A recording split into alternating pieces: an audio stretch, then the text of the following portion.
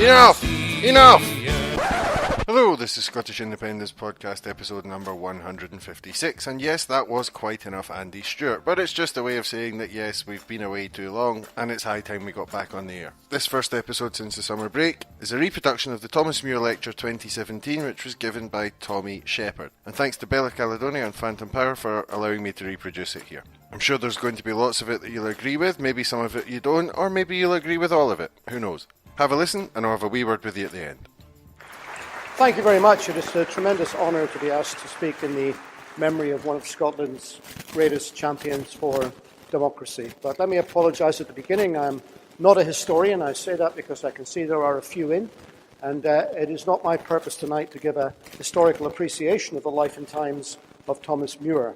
There are many others better able to do that than I, and my ability is not up to that task. What I'd like to do is to try and draw the continuity of objective between Thomas Muir and the political reformers of the late 18th century and the contemporary campaign we have in modern Scotland for political reform. And I also want to look at some of the challenges we have to the campaign here and now and what we need to do about it. And you will guess from Jamie's introduction and my background that I am on one side of the argument in Scottish politics, so I apologise in advance if there are people here from the other side.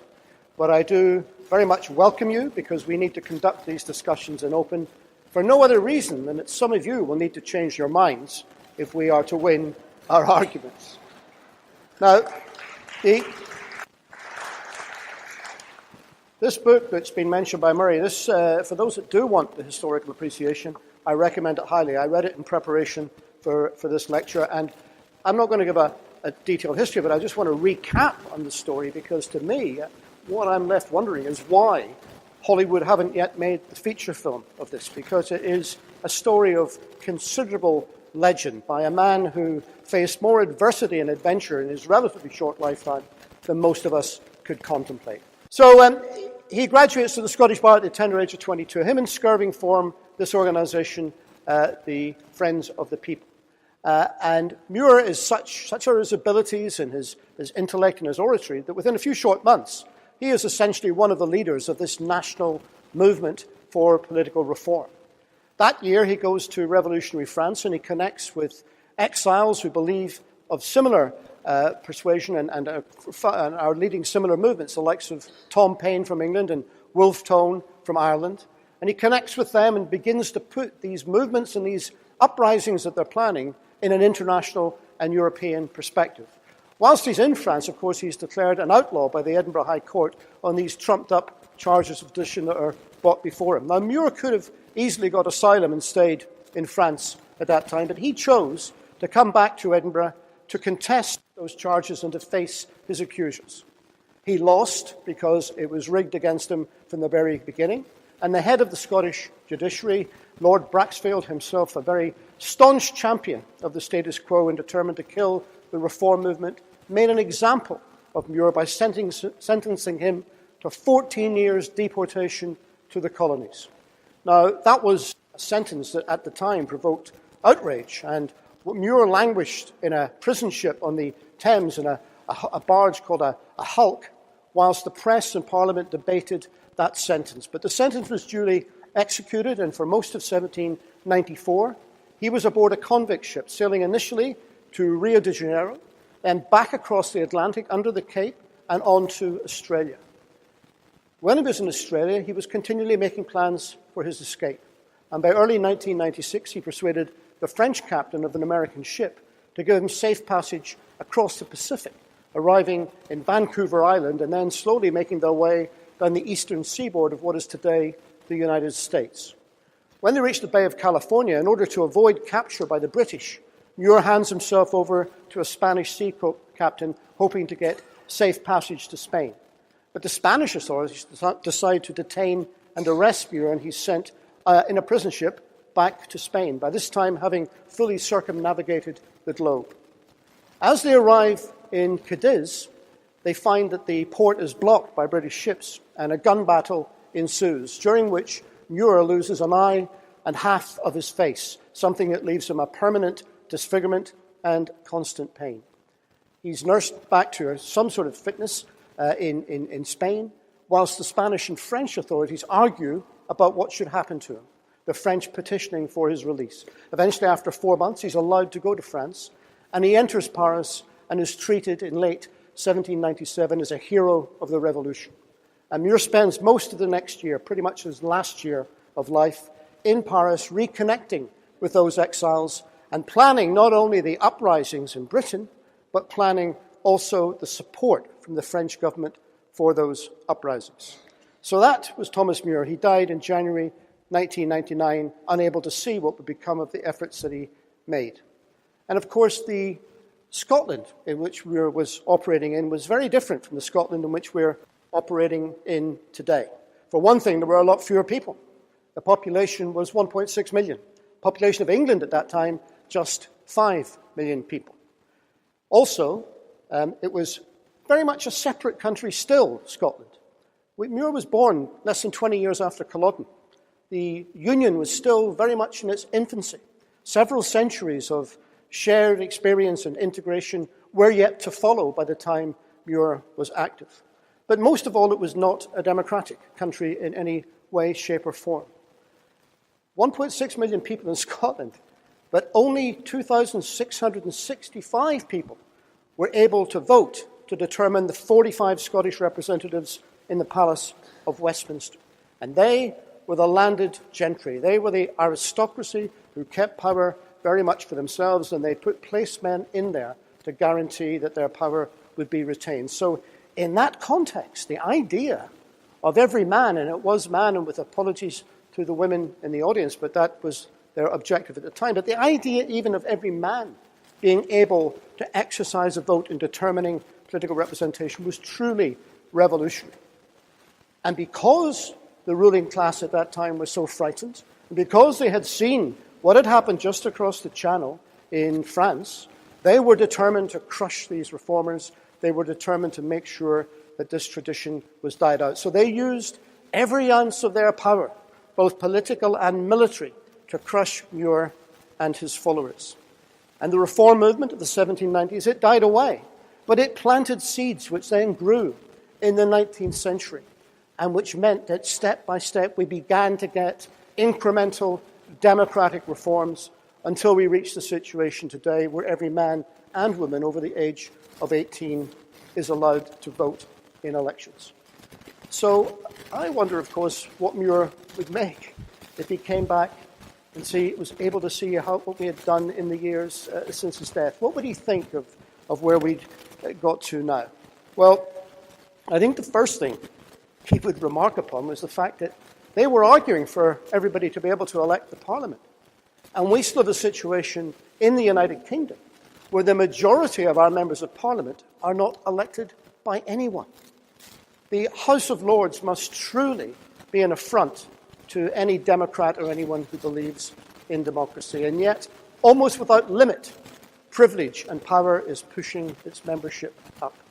It ought to be abolished, and it ought to be replaced by an elected second chamber drawn from the nations and the regions of the United Kingdom for as long as that multinational state continues to exist. I think Muir would also be extremely concerned to see that at the last election, 14 million people in the United Kingdom did not exercise their right to vote, the right for which Thomas Muir had fought and died.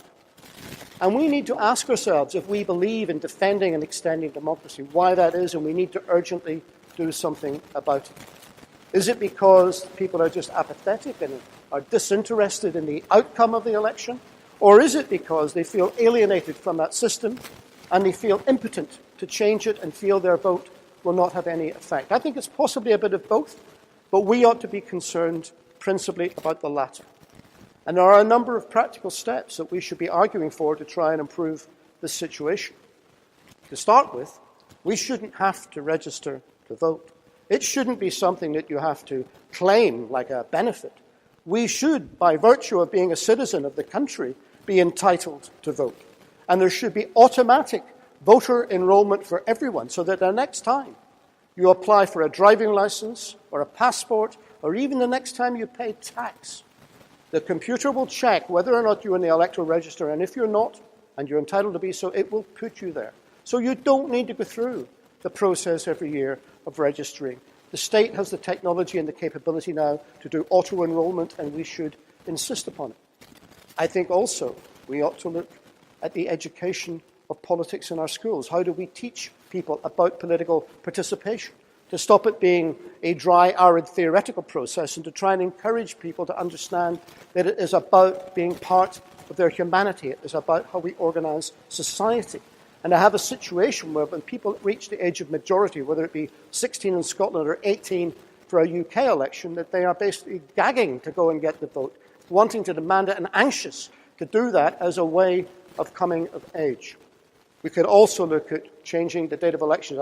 I don't know why we have them on a Thursday in a working day when most people have the inconvenience of trying to juggle it. Why? And why do we have to have it over one day? And why can you not vote online? Why can we not simply have a unique code that we go online and we fill in, we get the ballot paper, we click and it's done? Make it simple. Why do we have to make it so difficult and mysterious? So maybe if we argue for some of those things, we might be able to change the levels of political participation. I think Thomas Muir, and Jamie said he wasn't a Republican, but he certainly was before he died, I think he would also marvel at the fact that we still have a monarchy in this country.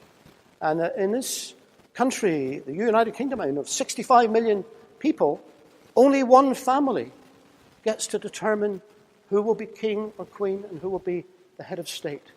That seems to me to be a remarkable situation. And I, like Muir, would rail against that. But I have to confess to you, the thing that really amazes me is the fact that such what I regard as a common sense, matter-of-fact proposition that the head of state ought to be elected is regarded as really some extremist, outlandish proposition that is beyond the pale of modern politics. And anyone who advocates it will be instantly dismissed, possibly accused of sedition.